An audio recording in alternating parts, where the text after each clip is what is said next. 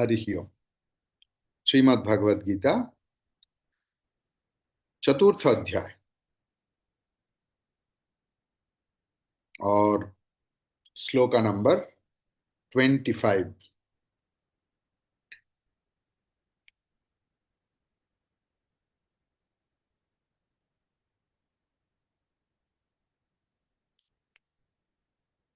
दैवमेवापरे यज्ञम् योगिनः पर्युपासते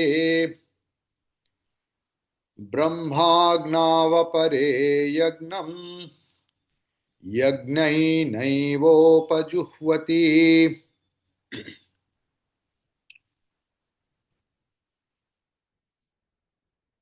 अपरे योगिनः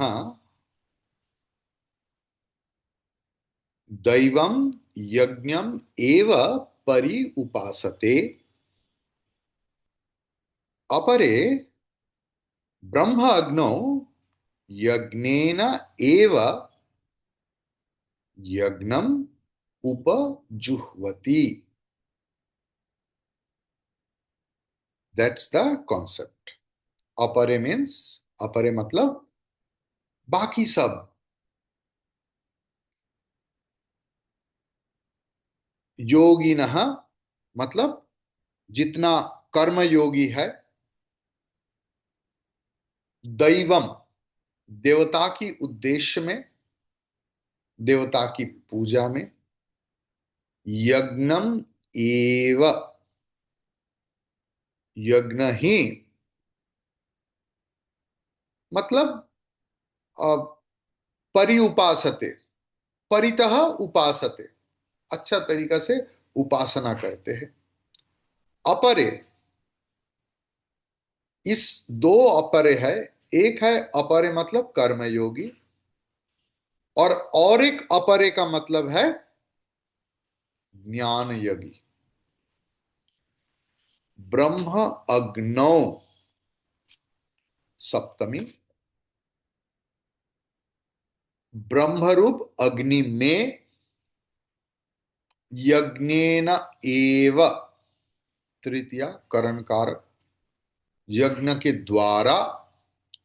यज्ञम, इधर यज्ञ मतलब श्री यज्ञेन यज्ञम मतलब यज्ञ के द्वारा, यज्ञ को मतलब यज्ञ के द्वारा जीवात्मा को उपजुह्वति आहुति देते हैं। तो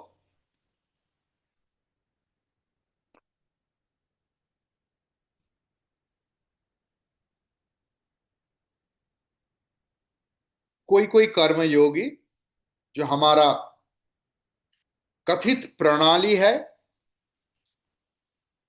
उसमें उसके अनुसार इंद्रादि देवता की उद्देश्य में यज्ञ करते हैं। और कोई कोई ज्ञान योगी ब्रह्मरूप अग्नि में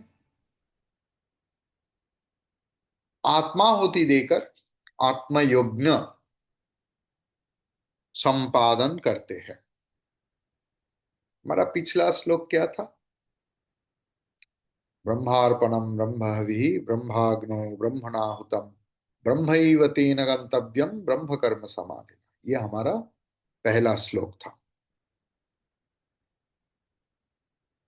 अभी देखिए, जगत में कर्मरत, काम करते हुए, कर्म करते हुए ज्ञानी पुरुष की जो हृदय की भाव है, वो कई सारे श्लोकों में व्यक्त किया है भगवान।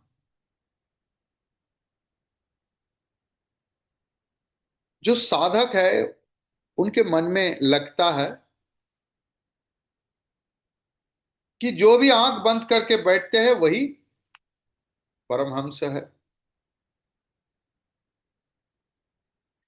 जो भी आंख बंद करके रहेगा वही परमहंस है। जैसे लेबोरेटरी में मैक्सिमम से मैक्सिमम दवाई का जो टेस्टिंग होता है, वो ठीक हो जाता है। लेकिन जब उसका ह्यूमन प्रयोग होता है, मास प्रयोग होता है, तब वो फेल करते हैं। जैसे हमारे कितने सारे महाकाश अभियान है, लेबोरेटरी में पूरा सक्सेसफुल हुआ, लेकिन जब उसका प्रयोग हुआ, खत्म हो गया।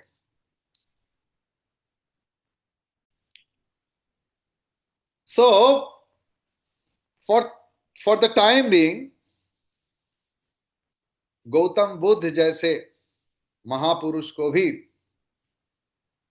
हम लोग देखा कि निरंतर कर्म कर रहे हैं। रमन महर्षि जैसे महात्मा एक सीमित क्षेत्र में, अन्नामलाई पहाड़ आप जानते हैं, तमिलनाडु में अवस्थित, एक ही जगह पर रह गया, एक गुफा में 42 ईयर्स। लोग बोलते हैं ना, जे रमन महर्षि जी को तो गुरु के सिवाय ज्ञान मिला था, मिला था, हमें क्यों नहीं मिलेगा? मिलेगा। रमन महर्षि जी एक गुफा में, एक गुफा में कहीं नहीं गया, 42 years you spend, you will be also enlightened. नीचे भी नहीं आया। हम लोग वो नहीं देखते। हम लोग सिर्फ तुलना करते हैं कि उनका तो ऐसे हुआ, उनका ऐसे हुआ, हमें क्यों नहीं होगा? आप भी ऐसे करो। कोई कोई बहुत सारे रियलाइज सोल है, मैंने हिमालय में भी देखा, इतना बड़ा महात्मा। जैसे कि हमारे तपोवन जी महाराज को ही देखिए, एकदम साधारण लोग जैसे जीवन यापन करते हैं। तपोवन जी महाराज भी ऐसे ही किए थे। आप एक साधु को उनके बाहर के जीवन देखकर कभी गलतफहमी में मत आइए कि ये रियलाइज्ड है। क्यों? फेसबुक में इनका बहुत चलता है। फेसबुक खोले तो एब्सोल्युटली वही आता है। अच्छा,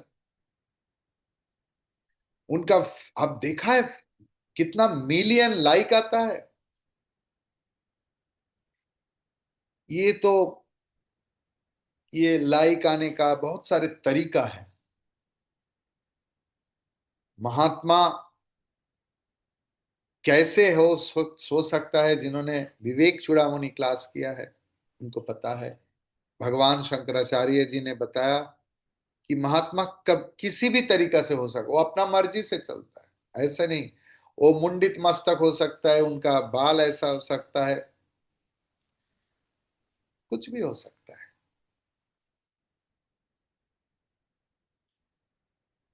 वन स्वामी इन 50s में भी उनका कुर्ता की बटन गोल्ड और डायमंड स्टडेड था। वो जो छड़ी लेकर चलते थे वो भी गोल्ड प्लेटेड था।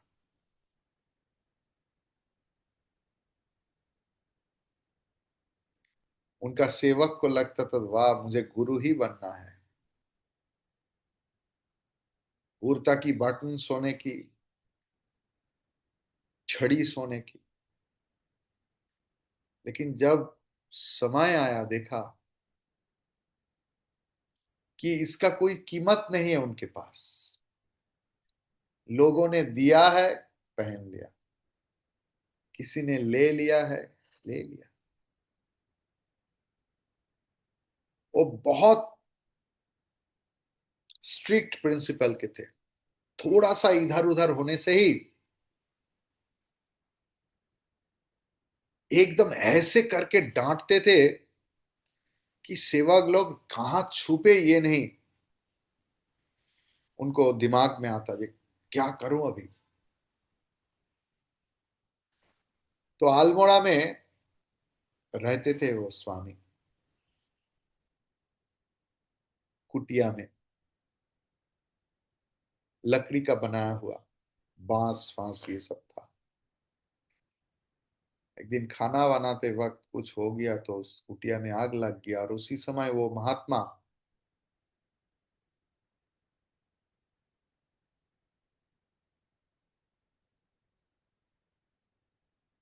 समाधि में थे। सेवक लग सब तुरंत आ गया कि उनको जगाऊं या क्या करूं। तो उन लोग पानी लाके उस आग को बुताने लगा। पूरा धुआं धुआं हो गया। उन लोग अपना पेल्पिटेशन चालू हो गया कि आज तो गुरु हमें खत्म कर देगा। ऐसे गुस्सेदार गुरु, उनको पता ही नहीं चला कि क्या हुआ। तब उनको उनको महसूस हुआ कि गुरु को मैंने बाहर से देखकर विचार किया था। तो साधक की मन कैसे है, ये जानने की इच्छा हमारे हो सकता है। जगत की बहुत सारे सामग्री ज्ञानी के सामने भी आते हैं, उनके मन के साथ भी संस्पर्श होता है। भोग्य वस्तु की, खाने की वस्तु की, देखने की वस्तु की, सुनने की वस्तु की, स्पर्श करने की वस्तु की। उस समय ज्ञानी की मन में क्या भावना आता है? We are very much curious. मैं इतने सालों से सफर कर रहा हूं, ट्रेन, बस, फ्लाइट, जहाज, बहुत लोग मुझे सवाल करते हैं। 99.9999% लोग यही पूछते हैं, स्वामी जी आप क्या खाते हैं, कितने बजे नींद से उठते हैं, दिन में कितने बार खाते हैं। They are very much curious about the personal life. 0.01% भी नहीं मिलता कि कोई आत्मज्ञान की सवाल पूछे। तो हमारे सबके मन में यही होता है कि एक ज्ञानी व्यक्ति, साधु व्यक्ति की मन में क्या भावना होता है जब भोग की वस्तु उनकी संस्पर्श में आता है।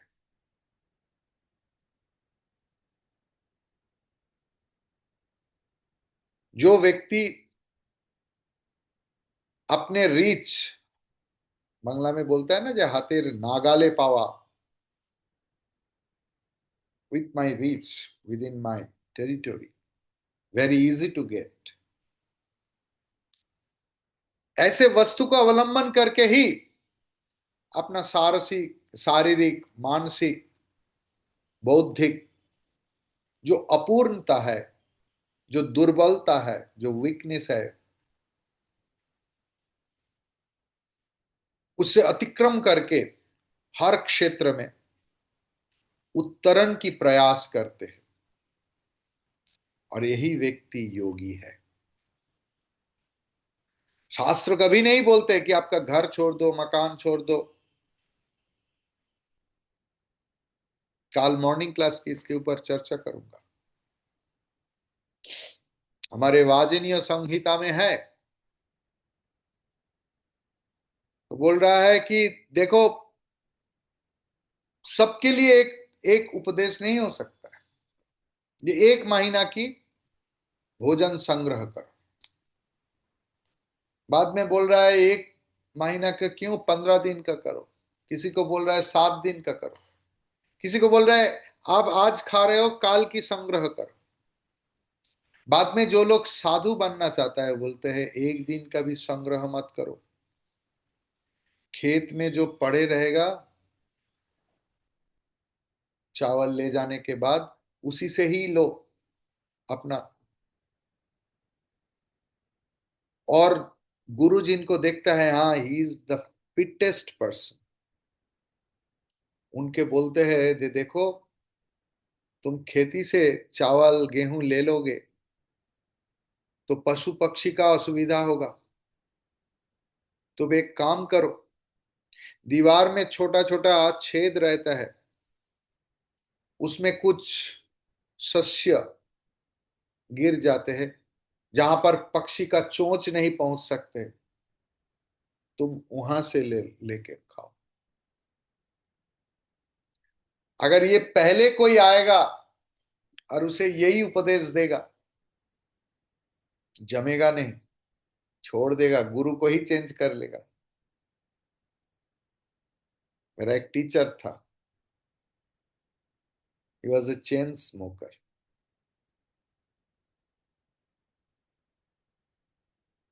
तो उसका कुछ तकलीफ आया, तो मैंने उनका वाइफ को पूछा, जे माँ, आप इसका प्रॉब्लम के लिए डॉक्टर को क्यों नहीं आ? मैं बोला, आप उनसे बोलते नहीं कि इसी समय जब आपका तकलीफ हो रहा है at least you quit cigarette smoking?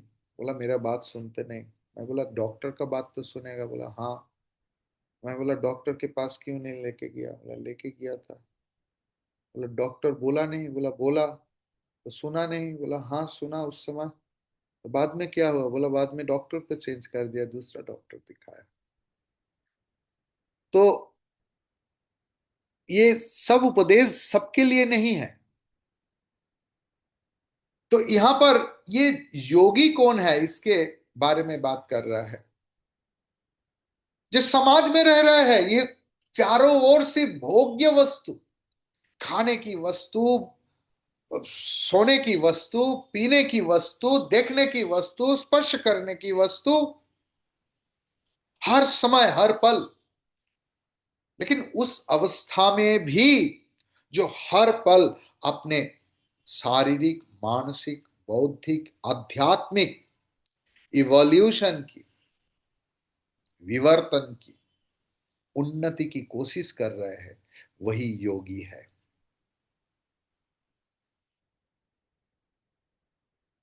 जैसे कि दीव धातु का अर्थ है प्रकाश, इल्यूमिनेशन। प्रकाश करना या प्रकाश पाना। दीप से ही देव शब्द आया। अध्यात्म दृष्टि में ये देवता कौन है ना? हमारा जो पंच ज्ञानेंद्रिय है, आंख जो रूप को प्रकाशित करते हैं, कान जो शब्द को प्रकाशित करते हैं, नाक जो गंध को प्रकाशित करते हैं, जिह्वा जो स्वाद को प्रकाशित करते हैं, चमड़ा जो स्पर्श को प्रकाशित करते हैं। तो जो साधक है, जो सिद्ध व्यक्ति है, वो भी इंद्रिय की माध्यम से ही विषय को ग्रहण करते हैं। उनके दृष्टि में ये विषय ग्रहण नहीं, ये एक प्रकार की यज्ञ है। Clear? For him eating not eating, ये आहुति है। तो अभी हमारे बीच में शायद रामनाथ जी नहीं है, काम में बिजी रहते हैं। तो ये कैसे होगा? तो मैंने राम प्रसाद की एक संगीत के बारे में बोल रहे थे। एक बहुत ही सुंदर संगीत है।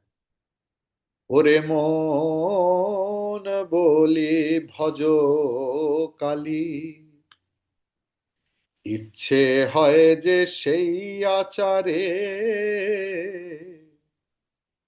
মুখে গুরু দত্ত মন্ত্র করো,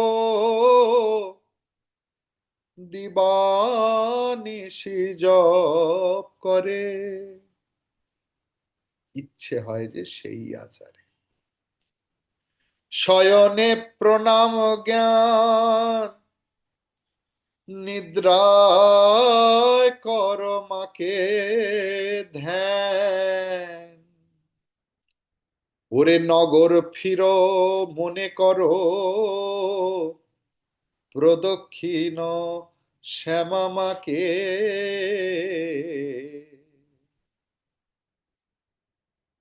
দিবানিশি জপ করে, যত শোন কর্ণ পুটে, সকলি মায়ের মন্ত্র বটে, কালী পঞ্চাশত বর্ণময়ী, ওরে বর্ণে বর্ণে নাম ধরে, দিবানিশি জপ করে।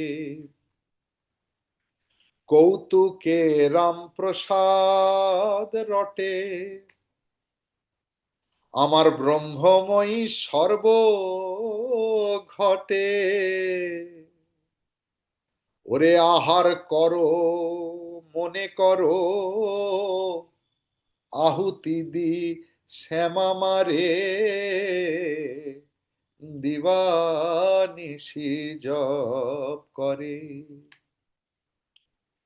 O heart, I say, worship Kali in whatever manner you desire. Chant the Guru's mantra with devotion. Engage in continuous prayer. Bow in reverence to knowledge at bedtime. Meditate on Kali in slumber, O seeker. Wander the city with the thought that you are circumambulate Shyama Ma in your mind. Listen closely to the ear's altar, where all of Maya's mantras reside. Kali, the 50-lettered, assumes name with each syllable.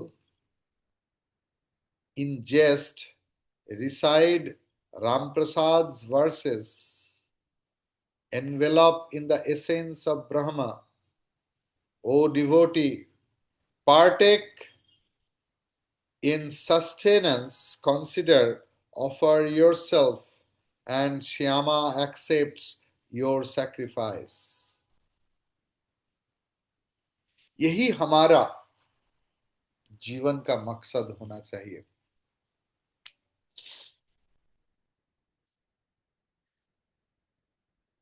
ऐसे ही अंदर में यज्ञ भावना में भावित साधक धीरे धीरे उत्कृष्ट, निकृष्ट सारे उपभोग से उठकर वैराग्य में स्थित हो जाते हैं, जो उनको जो आंतरिक बैलेंस है वो रखने में सहायता करते हैं। देव यज्ञ का वर्णन करके भगवान श्री कृष्ण ब्रह्म यज्ञ की वर्णना कर रहे हैं, जहां ब्रह्मरूप अग्नि में आत्मा के द्वारा, यहां भगवान यज्ञ शब्द यूज किया है, यज्ञ का मतलब आत्मा। जो यज्ञ के द्वारा मतलब आत्मा के द्वारा यज्ञ की हवन करते हैं, मतलब आत्मा का ही हवन करते हैं। मतलब ज्ञानाग्नि में हमारे जो पर्सनल चैतन्य है, व्याष्टि चैतन्य, वो समष्टि चैतन्य में उनका उत्तरण हुआ, आरोहण हुआ। जब तक हम लोग शरीर में हैं तब तक लगता है कि हम लोग खंडित चैतन्य में है, और जब ऐसे भावना रहेगा तब बाह्य विषय के साथ हमारा संपर्क अवश्यंभावी है। ये कोई इससे छुटकारा नहीं मिल सकता किसी को। लेकिन हमारे जीवन में सुख और दुख के कारण बाहर की विषय नहीं, बल्कि मन में सारे विषय के प्रति हमारे जो अनुराग, प्रेम, जो खिंचाई, या विद्वेष, घृणा, वही मुख्य कारण है। विषय इज वेरी इनोसेंट, उसका कोई क्षमता ही नहीं है हमें सुख दुख देने की। अगर होता तो एक ही वस्तु जगत की सबको सुख देता, ऐसा तो हो नहीं सकता। ज्ञानी जानते हैं ये जो सेंसेस है, इंद्रिय है, ये सिर्फ यंत्र मात्र है विषय ग्रहण करने की। चैतन्य आत्मा की प्रकाश से ही वो प्रकाशित होता है, उनका उपस्थिति पता चलता है। और ये जानकारी साधक खुद अपना इंद्रिय और इंद्रिय की विषय दोनों को ही ब्रह्म ज्ञान रूप अग्नि में आहुति देते हैं। विसर्जन नहीं, आहुति, ऑब्लेशन। यहां पर साधकों के लिए उपदेश है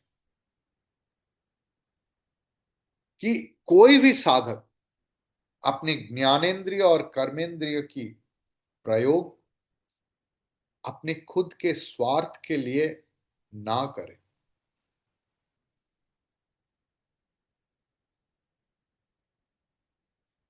अपने कर्मेंद्रिय, अपने ज्ञानेंद्रिय हर समय उनकी व्यवहार जगत कल्याण के लिए करे। क्यों? ऐसी अवस्था होने से आप कितना भी विषय के अंदर रहो,